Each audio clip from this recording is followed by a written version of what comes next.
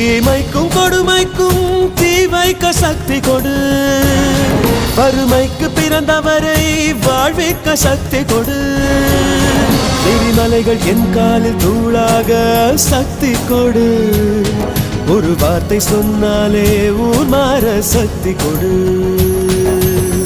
தாயும் நீயே தந்தையும் நீயே உயிரும் நீயே உண்மையும் நீயே இறைவா இறைவா.